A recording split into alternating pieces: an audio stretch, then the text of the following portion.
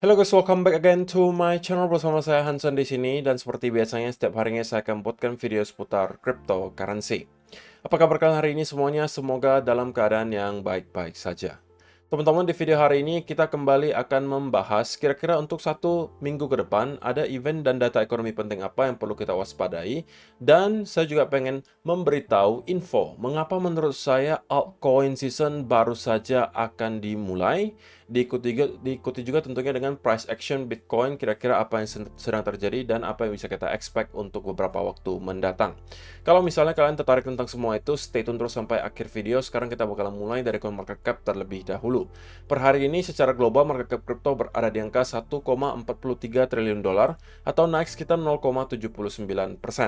Nah, di top 10 coin sendiri kita melihat dominan sebenarnya warna-warna hijau, tapi juga ada beberapa yang berwarna merah. Kenaikan ranging antara 0, sekian persen hingga kurang lebih 2%, sedangkan untuk penurunannya 0, sekian persen rata-rata seperti itu. Oke, so untuk top performer hari ini adalah Dogecoin dengan kenaikan 2,85% menuju 0,077 dolar. So, itu adalah outlook sementara dari beberapa top coin yang ada. Sekarang kita langsung aja masuk ke beberapa data dan berita terbaru hari ini. Nah, yang pertama teman-teman, saya pengen cek dulu untuk 7 hari ke depan nih. Kira-kira ada event dan data ekonomi penting apa yang perlu kita waspadai. Dan setelah saya screening sekilas tadi teman-teman, untuk minggu depan sebenarnya dari awal minggu saja kita udah kedatangan data yang cukup menarik.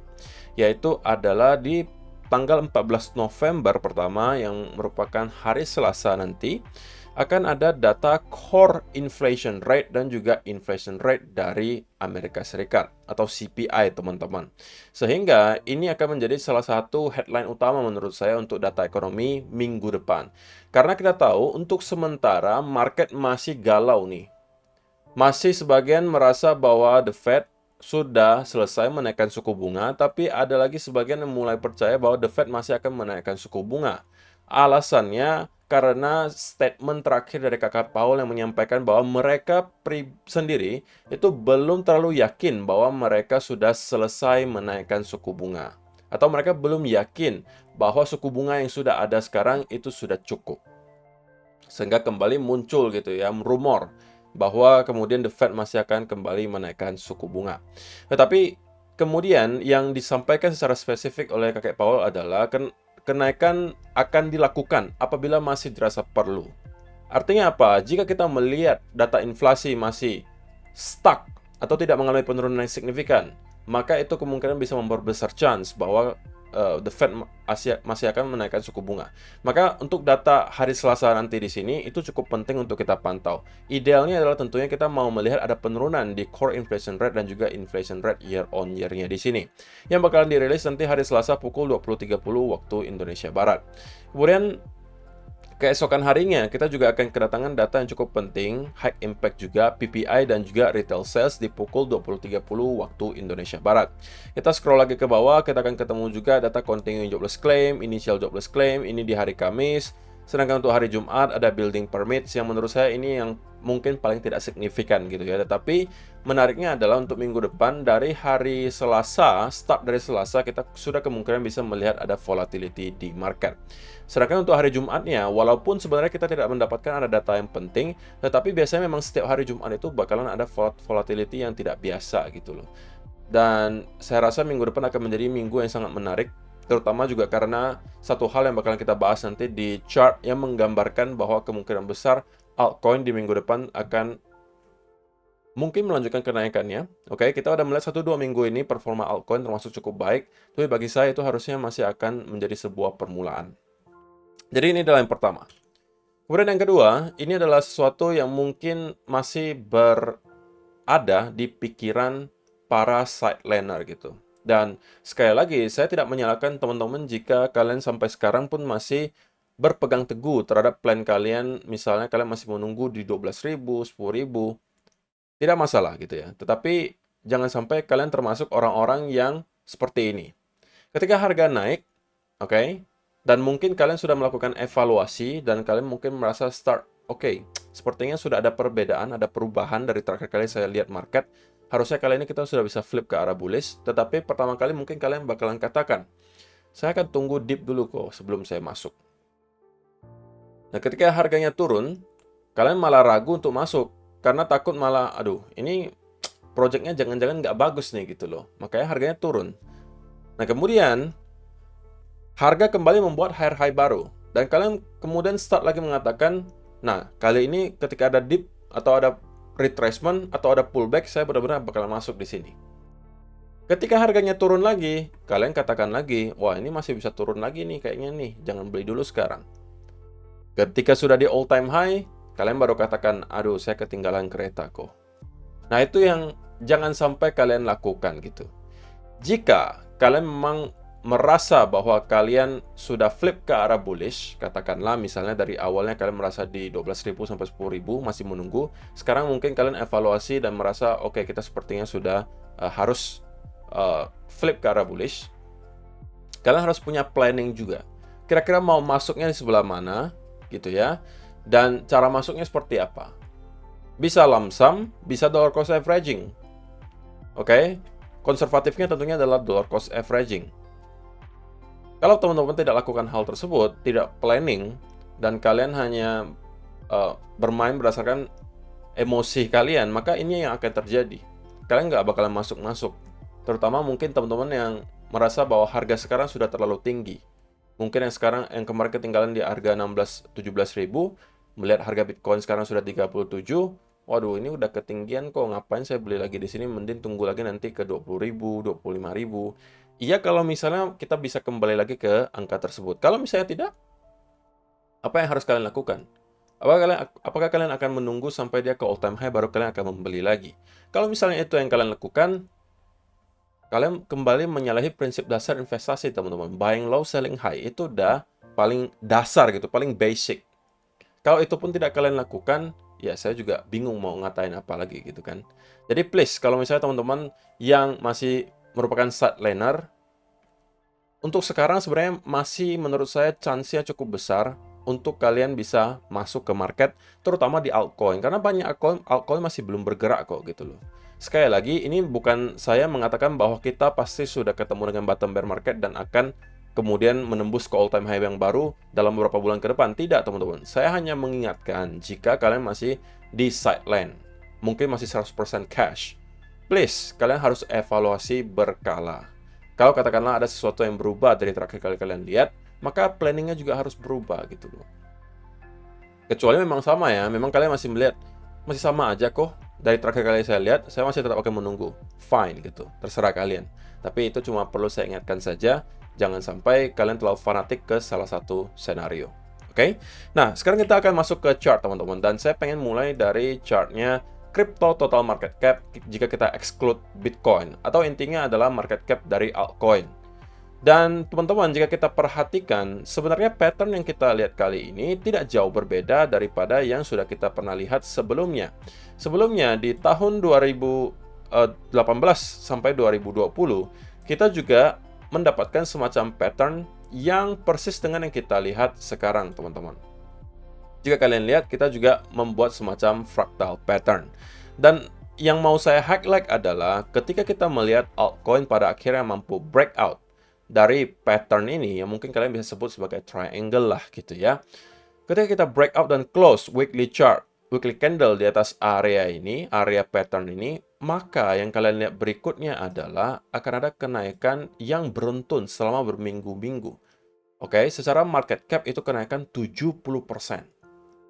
Sebelum pada akhirnya pullback, tapi what happened next, kalian bisa melihat ini adalah pergerakan yang sangat gila. Kalau misalnya kita anggap dari sini ke area high-nya, itu 1437%. Mungkin kalau misalnya kita bahas sekarang, altcoin bakalan naik ribuan persen, ya bagi sebagian orang mungkin masih akan sangat skeptis ya. Saya juga tidak mempermasalahkan hal itu. Dan kita juga jangan sampai muluk-muluk gitu, targetnya mau 1000% dalam beberapa bulan ke depan. Memang tidak mudah. Tetapi at least gitu ya, at least, kalaupun performa altcoin cycle ini tidak lebih baik daripada cycle sebelumnya, ya kita bisa dapat lah nyampe ke sekitaran area 900 atau 1 triliun dolar di sini. Itu adalah kenaikan 40-50% dari harga sekarang. Jika teman-teman mempunyai nominal cash yang cukup besar, kenaikan 50% saja itu sudah menurut saya cukup besar. Dan kalian bisa ketemu di mana lagi aset kelas ketika kalian investasi dalam beberapa minggu saja itu bisa naik 40-50% minimal gitu. Jarang banget gitu loh. Kalaupun ada itu hoki gitu kadang-kadang. Tapi kalau di altcoin kenaikan 40-50% itu sebenarnya tidak ada apa-apanya kecuali kalian memang investnya di market cap yang sudah besar ya. Contohnya Ethereum, BNB, Solana yang udah top 10, top 20, oke lah. Kalau kita nggak bisa expect juga itu tiba-tiba naik sampai 4 kali lipat, 5 kali lipat. Tapi kalau misalnya kita investnya di altcoin yang micro cap gitu ya, yang market cap-nya saja masih 1-2 juta dolar, atau mungkin masih belasan juta dolar, atau bahkan ratusan juta dolar gitu. Kenaikan 200-300% itu bukan sesuatu yang wow banget di koin-koin seperti itu. So, itulah kenapa saya tadi sampaikan bahwa untuk teman-teman yang mungkin sampai hari ini masih di sideline gitu ya, mungkin kemarin yang masih menunggu Bitcoin ke 12.10.000 dan merasa Bitcoin mungkin sekarang harganya udah jauh terlalu tinggi, sebenarnya ada kesempatan berikutnya untuk kalian, tetapi mungkin bukan di Bitcoin tapi di altcoin. Nah, di chart crypto total market cap exclude Bitcoin di sini juga menunjukkan bahwa untuk sekarang sepertinya kita sudah mencoba untuk mau breakout dan close di atas area triangle di sini, teman-teman. Breakout dan close. Ada dua hal yang terjadi di sini. Sekali lagi, ini udah pernah saya bahas di video sebelumnya. Pertama, kita pada akhirnya mampu breakout dari area triangle. Yang kedua, kita juga berhasil untuk breakout dari area yang sebelumnya menjadi area major resistance di sini. Dan kita close di atas area tersebut. Apabila seminggu berikutnya kita mampu melihat satu candle lagi seperti ini, maka ada satu hal baru lagi yang terjadi, yaitu adalah kita membentuk higher high baru. Kita bisa argue bahwa sekarang kita udah mencoba membentuk higher high, bahwa ada high yang lebih tinggi daripada high di sini, tetapi kita belum sempat untuk closing di atas area tersebut. Kalau kita bisa closing, tentunya itu sudah menjadi sebuah higher high. Itu akan menjadi lebih baik lagi. Berarti ada 3 indikasi yang menunjukkan bahwa kemungkinan altcoin dalam beberapa minggu depan akan melanjutkan kenaikannya. Tapi menurut saya 2 indikasi ini saja sudah cukup. Idealnya, jika teman-teman yang belum sempat masuk ke altcoin manapun, adalah apabila kita mendapatkan ada semacam konsolidasi di sekitaran area range di sini. Mungkin membentuk semacam continuation pattern. Nah, ini adalah peluang bagi teman-teman untuk mungkin mendapatkan kesempatan untuk akumulasi di altcoin kesayangan kalian. Tentunya kita kalau misalnya investasi di altcoin juga jangan buta-buta langsung ngasal beli ya teman-teman. Pertama harus riset dulu, terutama kalau teman-teman memang tertarik untuk membeli yang low cap gitu atau micro cap. Kalau misalnya yang top 10, top 20 ya itu kalian tutup mata beli juga harusnya kalau lagi altcoin season pasti bakalan naik gitu loh. Cuma kenaikannya mungkin secara persentase tidak akan terlalu besar. Tapi kalau memang kalian pengen mainnya konservatif, ya mungkin itu adalah pilihan yang lebih tepat. Soalnya kalau misalnya kita bicara soal micro cap, walaupun persentase kenaikannya atau gains-nya biasanya bakalan sangat besar, tetapi potensi kerugiannya juga besar. Jadi high risk, high return, itu mungkin bisa kita kategorikan untuk koin-koin top 10 dan top 20, itu udah high risk, high return. Tapi kalau micro cap, itu super high risk, super high return. Jadi tergantung profil resiko masing-masing saja, lebih prefer yang mana gitu. Tapi kalian harus siap dengan resikonya gitu ya. Nah, hal yang nggak mau kita lihat terjadi berikutnya adalah apabila kita justru kembali close di bawah area ini, maka ini mungkin bisa menjadi invalidasi. Untuk teman-teman yang mungkin start masuk altcoin di sini, kalau ternyata kita kembali closing di bawah area tersebut, ini mungkin bisa menjadi pertanda berikutnya bahwa teman-teman mungkin harus keluar lagi dari altcoin, bisa aja close dalam keadaan loss gitu ya, tapi tidak masalah, itu memprotek diri kalian daripada penurunan yang terjadi di sini. Kalau itu yang kita lihat, itu bukan sesuatu yang baik, teman-teman. Kalau kita close kembali di bawah area tersebut, saya rasa kita kemungkinan akan melihat altcoin kembali jebol dan nyampe ke sekitaran area 430-an billion dollar. Tentunya untuk sekarang, chance bahwa hal ini akan terjadi belum terlalu besar karena kita berhasil untuk breakout di atas area ini. Momentumnya sampai hari ini juga terlihat masih cukup baik ke atas. So, kita bakalan pantau selama beberapa minggu ke depan. Saya rasa chance-nya lebih besar bahwa kita akan melihat altcoin terus bergerak positif selama beberapa minggu ke depan. Nah, kemudian pertanyaan berikutnya, apa yang akan terjadi ke Bitcoin gitu kan? Nah, untuk sekarang, saya merasa belum ada hal baru yang bisa saya sampaikan ke kalian spesifik soal Bitcoin. Karena di video kemarin sudah saya sampaikan ya, apa yang saya sedang tunggu untuk Bitcoin. Dan saya tidak berani untuk memberikan clue lebih lanjut karena saya memang belum temukan yang baru gitu teman-teman.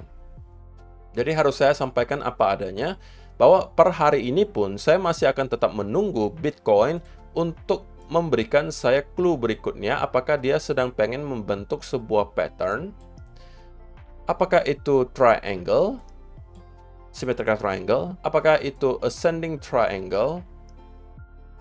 Kedua hal ini kemungkinan akan saya manfaatkan untuk kembali long.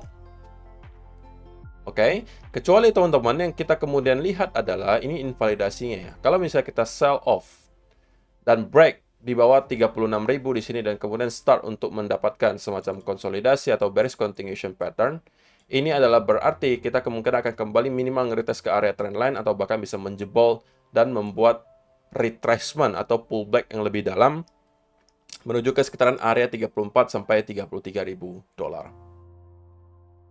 Oke, tapi sebelum kita melihat hal semacam ini terjadi, saya juga biasnya masih akan cenderung bullish. Tetapi untuk short term memang saya rasa kita masih akan sideways selama 1-2 hari ke depan. Mengingat hari ini kita juga berada di hari Minggu, besok Senin juga tidak ada event dan data yang menurut saya bisa menggerakkan market secara terlalu signifikan. So kemungkinan baru hari Selasa nanti ketika ada data CPI kita baru akan melihat Bitcoin start untuk kembali bergerak.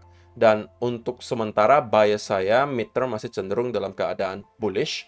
Dan kita sebenarnya udah mencapai beberapa target kita ketika kita bicara Bitcoin di sekitaran area di sini.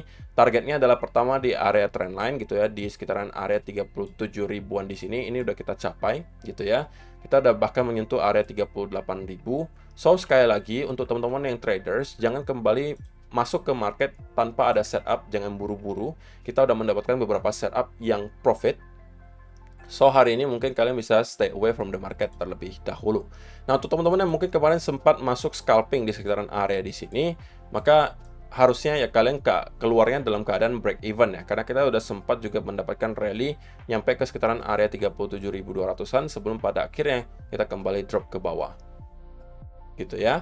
So, saya rasa itu aja yang perlu saya sampaikan di video hari ini, teman-teman. Terima kasih untuk kalian yang sudah menonton sampai selesai. See you in the next video. Bye-bye.